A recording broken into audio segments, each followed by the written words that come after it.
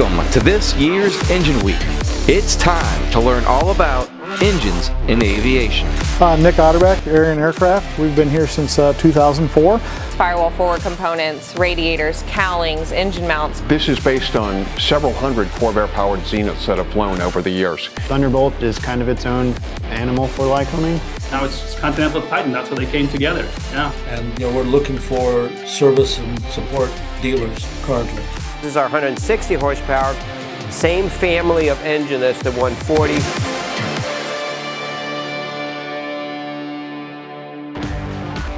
Continental.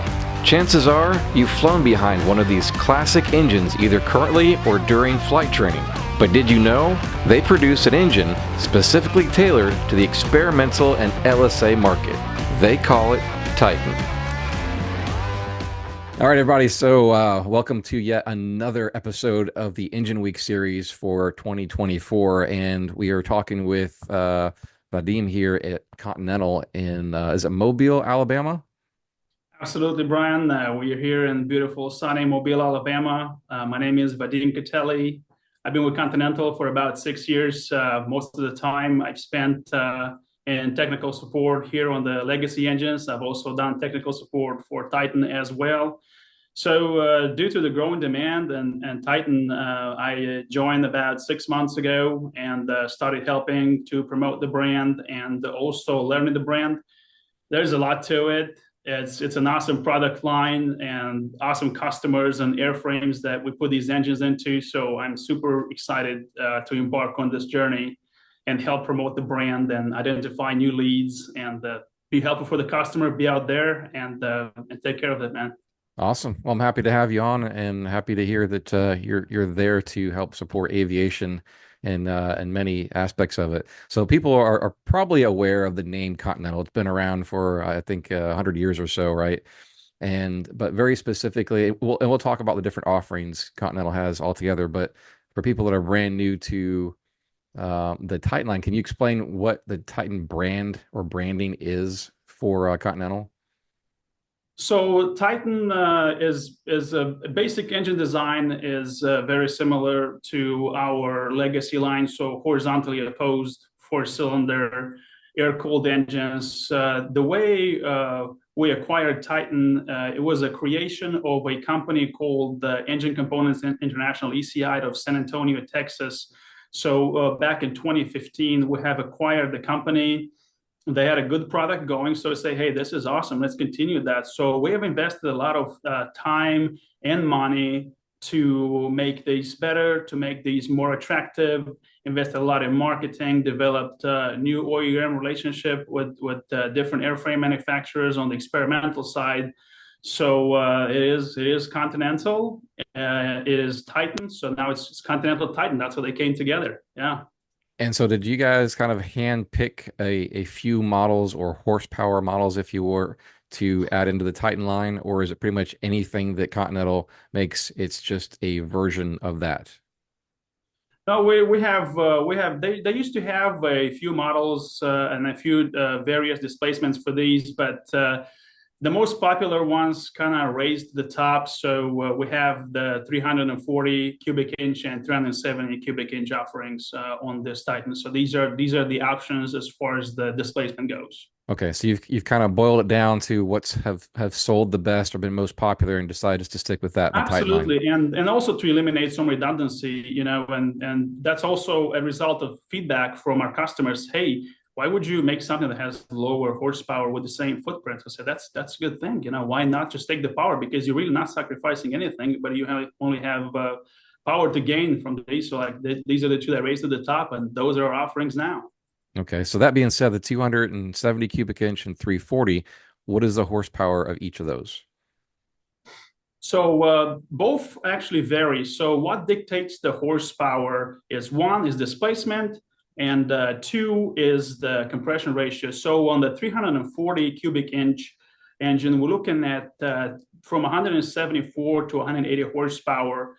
And the compression ratio is either 8-to-1 or 9-to-1. And then on the 370, it goes from 187 horsepower to 195 horsepower. and the compression ratio respectively 8:3:1 to 9.6:1. So even within the displacement, you still have power options there as well. Okay, so I misspoke there. I think I said a 340 and a 270. So a 340 and a 370 is the actual cubic inch displacement of those. That is correct. Okay. 340 and 370. That's right. Gotcha. And you're bumping up just a little bit there on the compression to get a little boost in horsepower for each one of those. And when you do that, that's correct. Okay, so on the standard one, on either one of those, can you run MoGas, but when you step it up, do you have to run avgas from there because of detonation or whatnot? There's actually a general answer for this. So all of our Titan engines are made for 100 low lead exclusively, right? So that's what has been tested on them. We have not done any testing with unleaded fuels.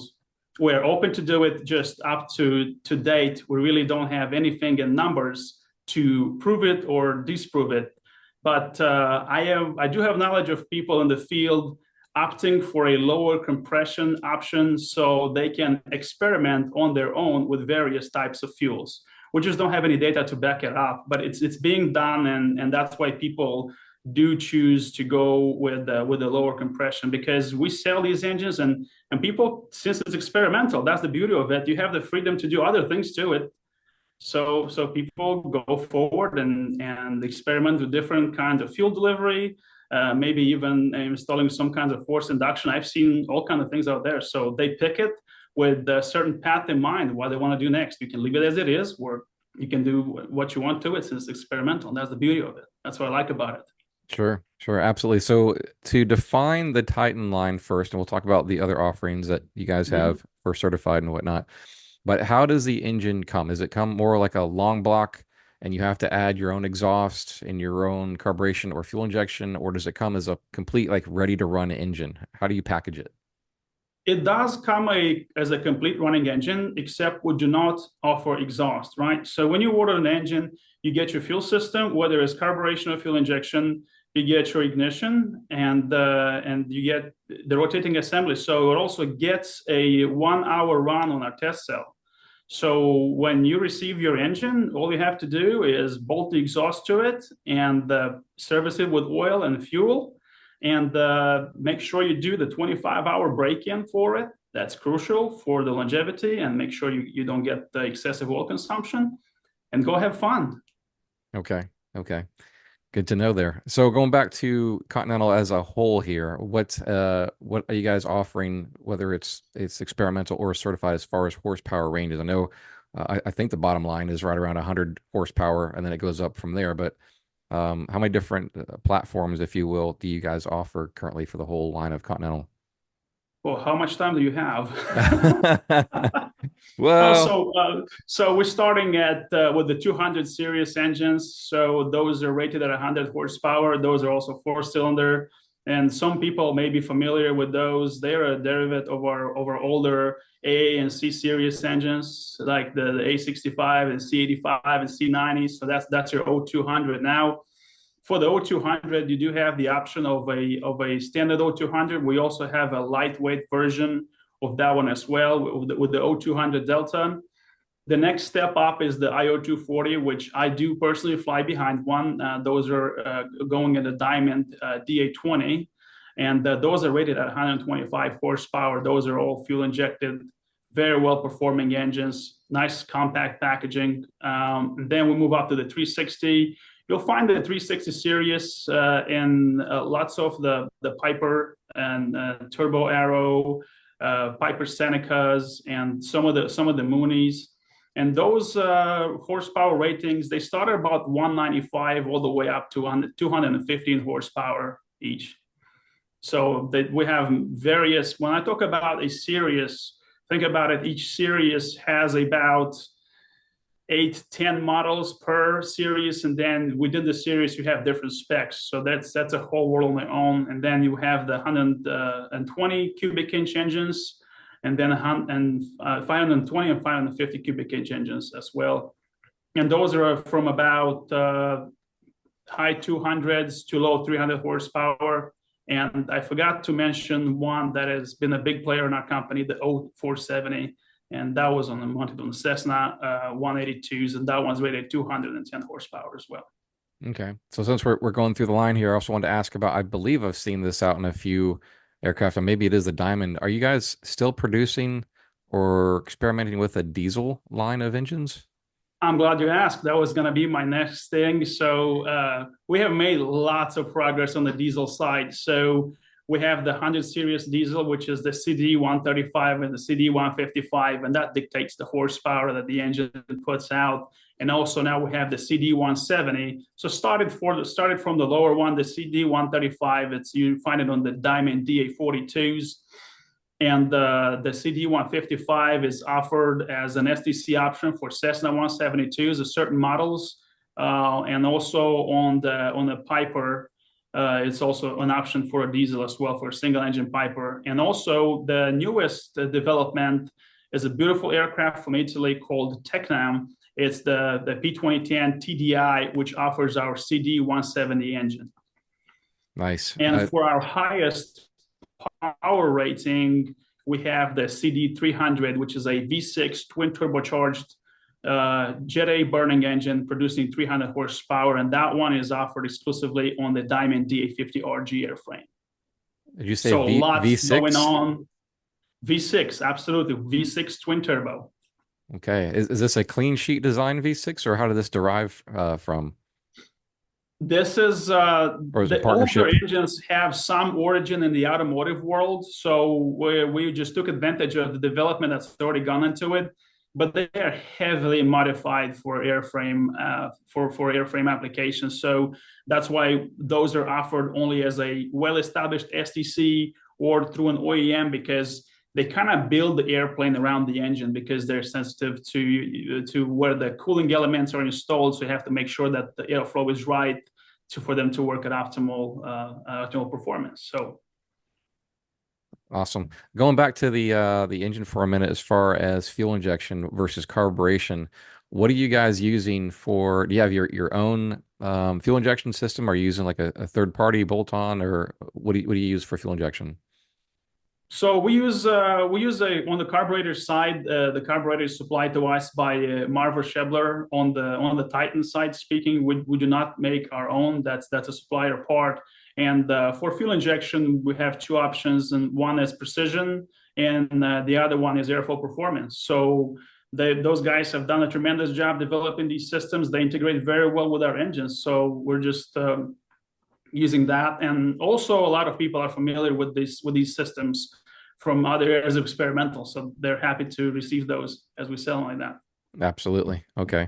And going into Continental as a company, I understand you guys have two locations. I believe you're sitting in front of the manufacturing part of it. You want to explain the two locations there, or if there's more than that?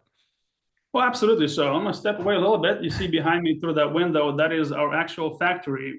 This is a state-of-the-art manufacturing facility, and I hope I'll get the chance in the future to meet you in person and give you a personal factory tour.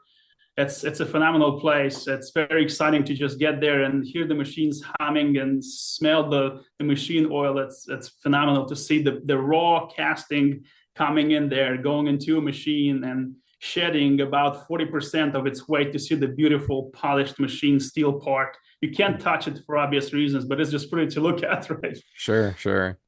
And then and most of our production is being done here, and we get questioned or asked all the time, hey, where are your engines made? Or said they are made here in Mobile, Alabama. We get raw castings. They're being machined here. They're being assembled here. They're being tested here and shipped from here to wherever the customer is. I just want to pop in real quick and invite you all to our 31-day build challenge, which starts in December 1st through the 31st, which is why the 31 days. Every day is an opportunity to get something done on your aircraft, even if it's something very small like reading plans or setting out something for the next day. The idea is everybody has their end of year, New Year's resolution, and this is kind of a way to get started very early in December. And amongst other builders, they're doing the same thing. So I invite you to post some, we prefer video, but definitely photos of what you got going on in your hangar or your home workshop or even at your kitchen counter. Share with everybody what you got going on the Experimental Aircraft Channel group. That's on Facebook. Just search Experimental Aircraft channel and groups. That should pop right up. And join us for the 31-day build challenge. And also, let's take a moment right now to thank our sponsors.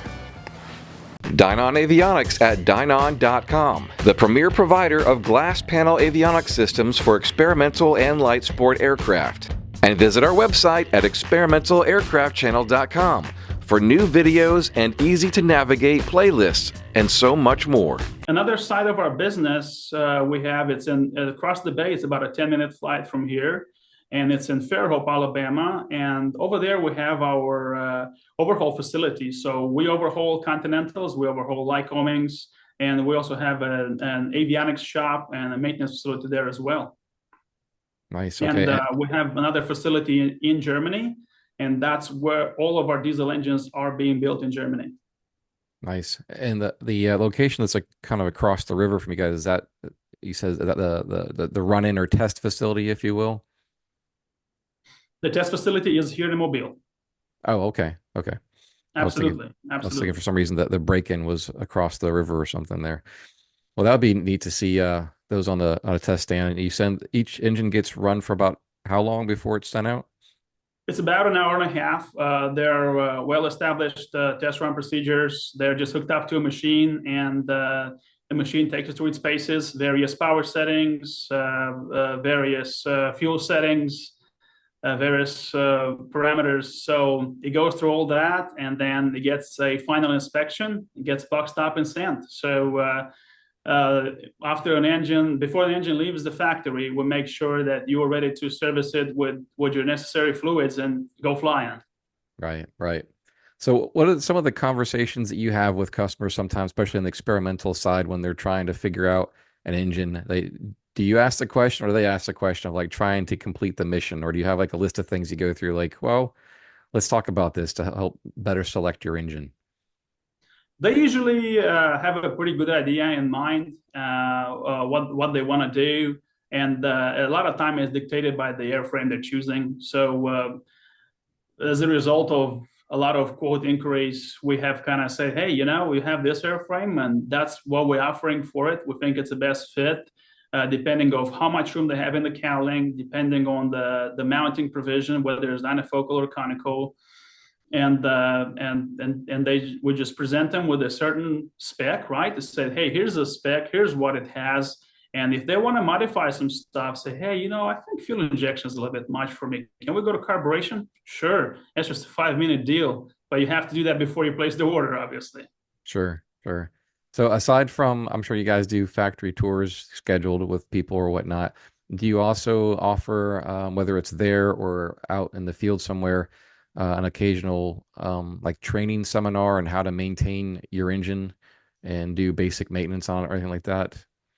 I'm glad you asked that. So there are some videos on YouTube. You have to search for them to where some of that is covered. We actually do a well-scheduled class here in Mobile, Alabama for our legacy engines. So they have level 1 and level 2. We have one pretty much every month. So level 1 is like a general introduction to it and general maintenance. And then on level 2, you actually get to break an engine apart and put it back together with an instructor. So that's actually very cool. You get to look through the manuals and do exactly what they would do with the assembly line, step by step. And we do have some seminars during Oshkosh from beginning on Monday all the way through Saturday. And the first half of the day, we cover during our seminars the most burning question, if you will. And as far as Continental is concerned, most questions we ask is lean off peak or reach peak. We cover that. And then we cover a guide to reaching TBO and also maintenance tips. So it's all there. It's free to attend. You just have to show up at the tent during Oshkosh and you get in. It's phenomenal. And you get actually, as a result of that class, if you're a maintenance technician, you actually get wing points for that as well. Yeah, that sounds like a very, very interesting seminar. I might even have to sign up for one of those to check it out with you all. Absolutely. So you brought up TBO. That'd be something, a good point to talk about. Be it certified or the Titan line, does that change anything? And is it kind kind of like the whole platform wide is one, or do you have each engine a specific TBO for Continentals? Each engine has a specific TBO. So in our maintenance publications, there's actually a table which divides the engine by model, by serial number. It tells you what the TBO is. For our experimental engines, the TBO suggested is 2,000 hours. Okay. All right. And through all this mosaic stuff happening or supposed to happen, right? I say that we get teased every year that this is happening, and we'll see if it actually comes to fruition. It's supposed to open up a whole new gamut of aircraft available for light sport pilots and so forth. And on that horizon here that we see that may be coming and should be coming at this point, is there anything that Continental is doing in for that expectation of broadening the market, or is it kind of like just business as usual with just a slight bump in probably sales? Well, we're always looking at opportunities to bring something into the market. There's not much I can disclose to you, but there are exciting Oh, come things coming. on. For sure. You know, you have to stay relevant. In order to stay relevant, you have to invest a lot in research and development and test a new product. So there are cool things coming, man. I'm very excited. Can't share much, but there are developments on the part level. There are developments at the engine level as well. So there are some very exciting things coming up. So stay tuned for that. Okay. As soon as I have something I can disclose, you'll be the first one to find out. Okay. Well, we do these Engine Week series about every 2 years because usually there isn't that much change from year to year. But if something news breaking, you better call me. Absolutely. Be more than glad to. Okay. All right. So what other type of, I'm sure you guys, because I've seen you, been at the major air shows over here in the US, like Sun and Fun and Oshkosh. But for people that are watching and maybe are out in other countries, do you guys travel abroad? Like what shows will Continental be at in 2025? So we do travel to Friedrichshafen in Germany. And also going back to the training classes, we actually had a training class in South Africa last year. And we are planning another training class in that country. And then we are looking at potentially cover a few more countries this year. So our instructor will travel to different continents to perform factory training. But as far as the foreign air shows, Friedrichshafen is the major one. And then you will also find our sales guys traveling to other air shows in Brazil or over in Europe. And they will just, they don't have a formal setup, but they'll walk around. They'll have a very specific Continental shirt that I'm wearing here, and that's how you can spot them. So that's, if you want to attack them with questions, just grab one. It's fine. They love talking. Yeah, absolutely. Aviation's an easy conversation usually. Absolutely it is. Yeah, I do tech support in airports when I travel. They see the Continental shirt. Hey, I have this. I say, okay, let's do it. Have a 1 hour layover. Why not? Yeah, absolutely. So what else is well, I guess you can't tell me what else is going on with your future plans there. I always like to pry something out of somebody, right? But it's I mean, hey, I represent experimental, so we're always looking for stuff. But I'll check back with you that in the future here. And at the air shows, I'll be at the typical big ones as well. One of these days, I'd like to make it over to Germany. I understand it's not a huge, like, it's not an air show, but it's a trade show that happens over there in Germany. Absolutely. One of the Correct. Very business oriented, if you will, but lots of interesting aircraft that don't make their way over across the ocean. So it's nice to see what the progress that the folks across the pond are making there, for sure. So just off the top of your head, what's a couple like of the very popular experimentals that the Titan line or Continental in general is going into that you've seen frequently or customers are calling to inquire about? By far, I believe that the most popular airframe today is the RANS S21 outbound. We're selling a lot of those to them. It's an IO340 fuel injected.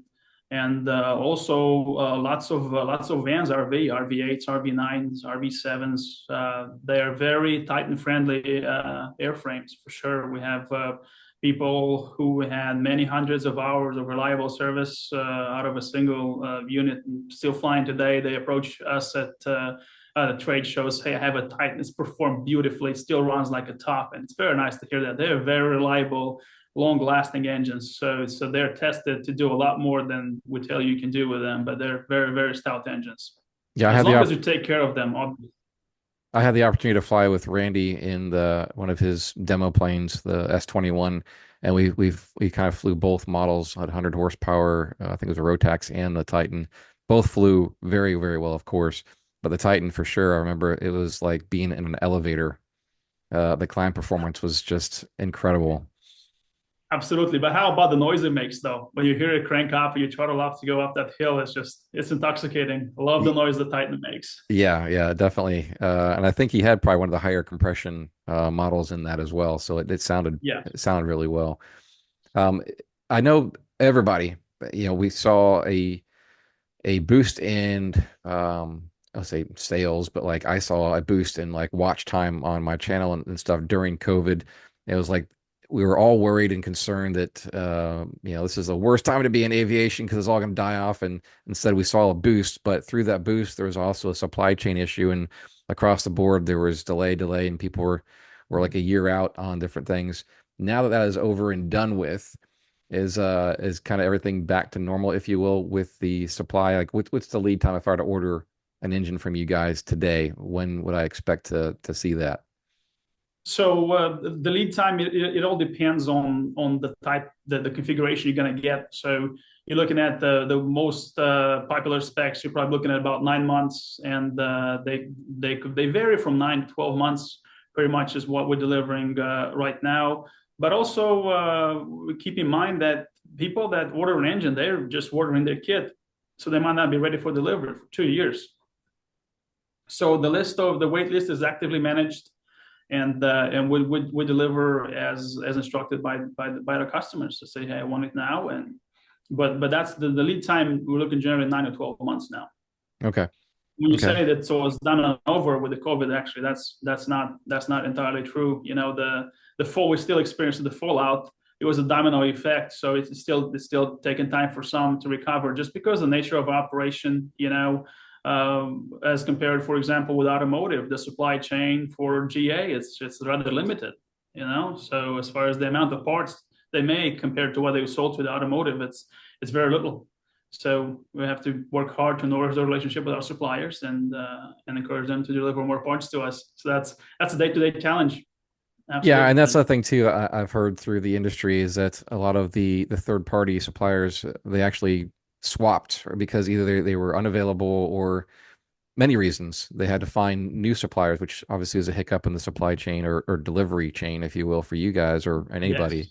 Yes. So, but I think that's a good thing because a lot of things were brought, and I assume you guys probably brought some more things back in-house since then as well, just to control over either quality or just the time. So, like overall, I think good can come from bad, I guess. Absolutely. It's a constant learning curve, constant adaptation, and that's how you stay relevant in business. Absolutely. All right. Well, Vadim, I appreciate you being on with me. And I know it was kind of a last minute, guys. I'll be honest. Some of this I've been working on for a little while. Others, I'm kind of like pushed up against the wall here to get this done. So thanks for being available to me to talk shop Absolutely. on engines. And guys, we'll be having this Engine Week series all week while you're stuffing your face full of turkey. So Monday through Sunday, I think, is what the series will be running for this week. And if you know of some other engines that are out there and being experimented with, drop me a line. Let me know about it. But in the meantime, Vadim, I will get with you and Andrea at some point in time to do a factory tour and showcase that on the channel in between Honestly, engine looking weeks. forward to it. And I would like to sit in on one of those training things just because I'm genuinely interested in building engines. Absolutely. All right. So where can they reach out to you specifically to talk Titan if they want to get a hold of you after this show? So they can go on our website. All my information is there. All the information on Titan is on our website, and also our direct contact information, whether it's by phone or email. We're very easy to reach. We're an email or phone call away. We're very responsive. So There's nobody waiting for a response here. As far as the Titan goes, we are very proactive with that. We generally care about our customers. We want people to be in the air and not on the ground. Our website is continental.aero. So that's spelled continental, then .aero. So as aeroplane. Easy to remember, right? So Perfect. that's our official website, and you can find us there. All right. Well, I appreciate you being on the show today. It was my pleasure. Thank you so much for having me, and looking forward for further collaborations and meeting you in person, perhaps. Thank you to our patrons over on Patreon and 10TED10 in our co-pilot status. If you feel like supporting us, check us out on patreon.com. And if you are new here, welcome. You are invited right now to subscribe, like this video, and hit that bell so you don't miss a single episode.